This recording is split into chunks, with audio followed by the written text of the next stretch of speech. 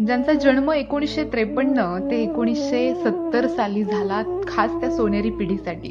ही पिढी आता 40-45 ओलांडून गेली आहे किंवा 60-70 पर्यंत चालली आहे.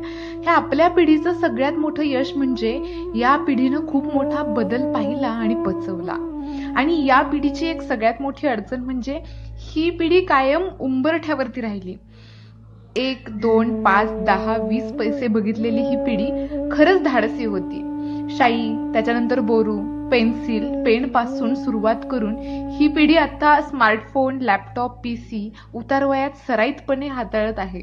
ज्या पिढीच्या बालपणी सायकल सुद्धा एक चैन असलेली, पण आता उतारवयामध्ये स्कूटर, कार चालवणारी ही पिढी अवखळ तरी सुद्धा गंभीर असलेली, खूप भोगलेली आणि खूप दुःख सोसलेली, पण पूर्ण संस्कारित पिढी. टेप रेकॉर्डर, पॉकेट ट्रान्झिस्टर या पिढीसाठी खूप मोठी मिळकत होती.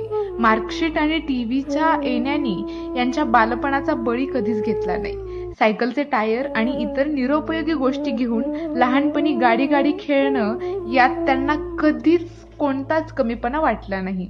कैऱ्या तोडणं ही त्यांच्यासाठी कधीच चोरी नव्हती आणि कुठल्याही वेळी कोणाचंही दार वाजवणं यामध्ये कसलंही एथिक्स तुटत नव्हतं. वर्गात किंवा शाळेत स्वतःच्या बहिणीची सुद्धा कचरत बोलणारी ही पिढी. कुणाचेही बाबा शाळेत आले की मित्र कुठेही खेळत असो, 100च्या स्पीडनं जाऊन तुझे बाबा आलेत चल लवकर ही बातमी सांगणारी पिढी. गल्लीत कुणाच्याही घरी कसलाही कार्यक्रम असला तरी वाटेल ते काम न लाजता करणारी ही पिढी. कपिल, सुनील गावस्कर यांच्या बॉलिंगवरती, पेस, भूपती, स्टेम्फीवर, तर देव, दिलीप ते राजेश आणि धर्मेंद्रवरती प्रेम करणारी ही पिढी. भाड्यानं VCR आणून 4-5 पैसे गोळा करून एकत्र पाहणाऱ्या मित्रांची ही पिढी. कितीही शिकलं तरी स्वतः मेल्याशिवाय स्वर्ग दिसत नाही अशी विश्वास असणारी, शिक्षकांवरती कधीच आवाज न चढवता, कमेंट न करता जगलेली ही पिढी. कॉलेजला सुट्टी असली तर आठवणीत स्वप्न रंगवणारी ही पिढी.